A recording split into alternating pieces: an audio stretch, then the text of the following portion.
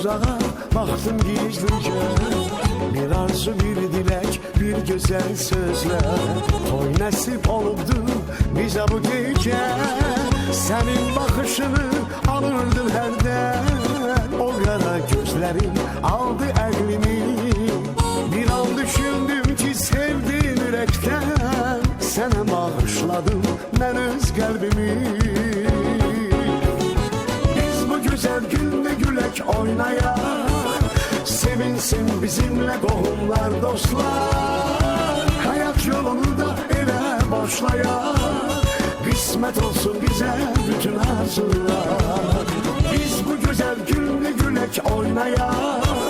Sevinsin bizimle kohumlar, dostlar. Hayat yolunu da ele başlaya. Kısmet olsun bize bütün arzular.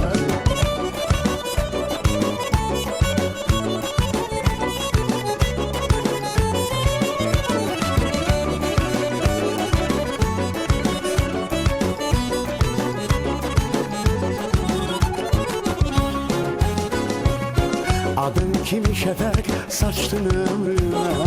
Seninle büsbütün hayat değişti. Şüphe etme gelsen inan sözüme. Kalbimde eşkimde bil ki senindi. Kalbimiz hemişe bir bulsun gerek. Ömrümüz birlikte geçmesin heder. Herden bu sevinci bir yerde bölek. Günümüz hoş olsun sonuna kadar. Biz bu güzel günde gülek oynaya. Sevinsin bizimle kohumlar, dostlar. Hayat yolunu da ele başlaya. Kısmet olsun bize bütün arzular.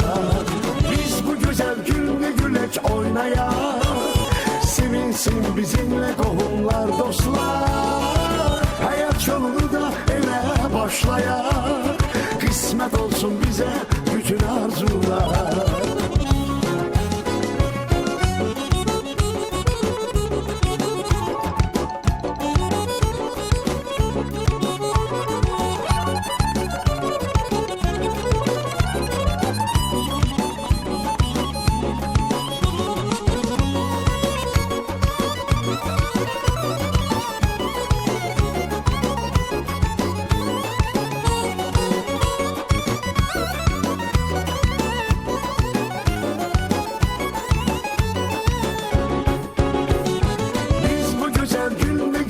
Oynaya. Sevinsin bizimle kohumlar, dostlar. Hayat yolunu da ele başlaya. Kısmet olsun bize bütün arzular. Biz bu güzel günde gülek oynaya.